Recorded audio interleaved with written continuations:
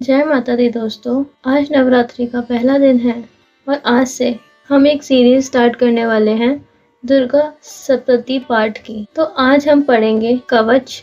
तो चलिए शुरू करते हैं। ओम चंडिका देवी को नमस्कार।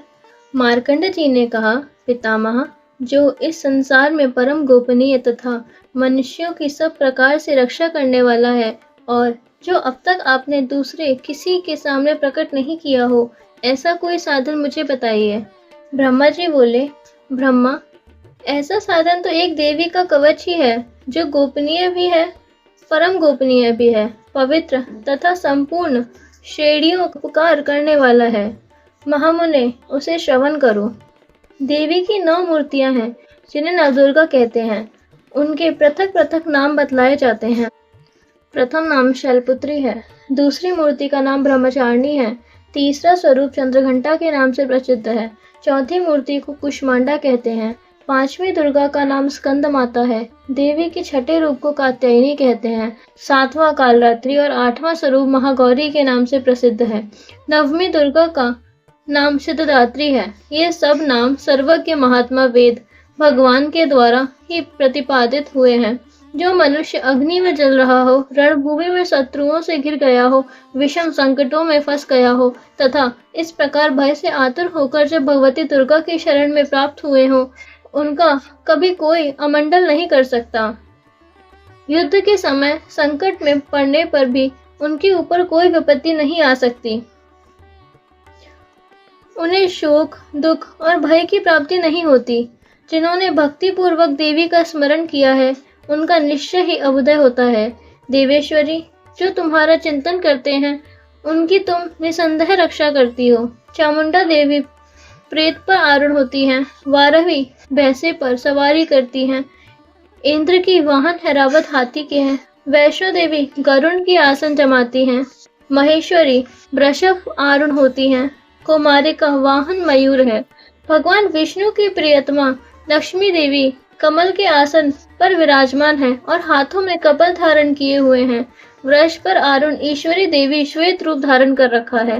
ब्राह्मणी देवी हंस पर बैठी हुई हैं और सब प्रकार के आभूषणों से विभूषित हैं।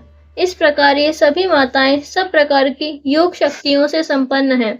इनके सिवा और भी बहुत सी देवियां हैं जो अनेक प्रकार के आभूषणों की शोभा से युक्त तथा नाना प्रकार के रक्तों से शोभित हैं।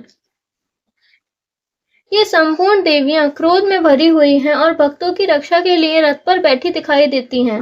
ये शंख, चक्र, गदा, शक्ति, हल और मूषल, खेटक और तोमर, परशु तथा पास, कंतु, कुंत और त्रिशूल एवं उत्तम शार धनुष आदि अस्त्र शस्त्र अपने हाथों में धारण करती हैं। दैत्यों के शरीर का नाश करना, भक्तों को अभय दान देना और देवताओं का कल्याण करना, यही उनके शस्त्र धारण का उद्देश्य है। महान रौद्र रूप, अत्यंत घोर पराक्रम, महान बल और महान उत्साह वाली देवी, तुम महान भय का नाश करने वाली हो, तुम्हें नमस्कार। तुम्हारी ओर देखना भी कठिन है। शत्रुओं का भय बढ़ाने वाली जगदम्बिके, तुम मेरे रक्षा करो। पूर्व दिशा में इंद्र शक्ति, मेरी रक्षा करो। अग्नि कोण में अग्नि शक्ति, दक्षिण दिशा में वारवी तथा नैत्य कोण में खंड धारिणी, मेरी रक्षा करो। पश्चिम दिशा में वारिणी और वाय कोण में मृग पर सवार करने वाली देवी, मेरी रक्षा करो। उत्तर दिशा में कुमारी और ईशान कोण में शूलधारिणी देवी, मेरी रक्षा करो। ब्रह्माणी, तुम ऊपर की ओर से मेरी रक्षा करो। वैष्णो देवी, तुम नीचे की ओर से मेरी रक्षा करो। इसी प्रकार सबको अपना वाहन बनाने वाली चामुंडा देवी, 10 दिशाओं से मेरी रक्षा करो। जया आगे से और विजया पीछे ओर से मेरी रक्षा करो। वाम भाग में अजता और दक्षिण भाग में अपराजिता रक्षा करो। उद्योतिनी शिखा की रक्षा करो। उमा, मेरे मस्तक पर विराजमान होकर मेरी रक्षा करो। ललाट में मालाधारी रक्षा करे और यशस्विनी देवी मेरी बाहों का संरक्षण करें। बाहों के मध्य भाग में त्रिनेत्रा और नथनों की यमघंटा देवी रक्षा करें। दोनों नेत्रों के मध्य भाग में शंखिनी और कानों में द्वारभासिनी रक्षा करें। कालिका देवी कपलों की तथा भगवती शांकरी कानों में मूल भाग की रक्षा करें। नासिका कान में सुगंधा और ऊपर ओठों में चर्चिका देवी रक्षा करें। नीचे के ओठ में अमृत कला तथा जीवा में सरस्वती देवी रक्षा करें। कुमारी देवी दांतों की और चंडिका कंठ प्रदेश की रक्षा करें। चित्र घंटा गले की, घाटी की और महामाया तालू में रहकर रक्षा करें। कामाक्षी थोड़ी की और सर्वमंडला मेरी वाणी की रक्षा करें। भद्रकाली ग्रीवा में और तनुधरी पृष्ठ वंश में रहकर मेरी रक्षा करें। कंठ के बाहरी भाग नील ग्रीवा और कंठ की नलीम में नल कुंभरी रक्षा करें। दोनों कंधों में खडीगनी और मेरी दोनों भुजाओं में वज्रधारिणी रक्षा करें। दोनों हाथों में दंडनी और अंगुलियों में अंबिका रक्षा करें। शूल शेरी नाखों की कुलेश्वरी कुशी में रहकर रक्षा करें। महादेवी दोनों स्तनों की और शोक विनाशिनी देवी मेरी मन की रक्षा करें। ललिता देवी हृदय में और सूल धारणी उदय में रक्षा करें। नाभि में कामिनी और गुहा बाग की गुहेश्वरी रक्षा करें। पूतना और कामिक कीर्ति महिषवाहिनी गुदा की रक्षा करें। भगवती कटिभाग में और विद्यावासिनी घुटनों की रक्षा करें। संपूर्ण कामनाओं को देने वाली महाबली देवी दोनों पिंडलियों की रक्षा करें। नारसिंही दोनों घुटियों की और तेजस्वी देवी दोनों चरणों के पृष्ठ भाग की रक्षा करें। श्री देवी पैरों की अंगुलियों में और तलवासिनी पैरों के तलुओं में रहकर रक्षा करें। अपनी दाढ़ों के कारण भयंकर दिखाई देने वाली दंड कराली देवी नखों की और ऊर्ध्व केशविनी देवी केशों की रक्षा करें।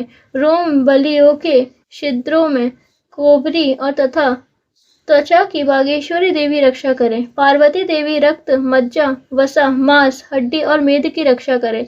आंतों की कालरात्रि और पित्त की मुकुटेश्वरी रक्षा करें। मूलाधार आदि कमल कोश में पद्मावती देवी और कफ में चूड़ामणि देवी स्थित होकर रक्षा करें। नख में तेज की ज्वालामुखी रक्षा करें, जिसका किसी भी अस्त्र से भेदन नहीं हो सकता।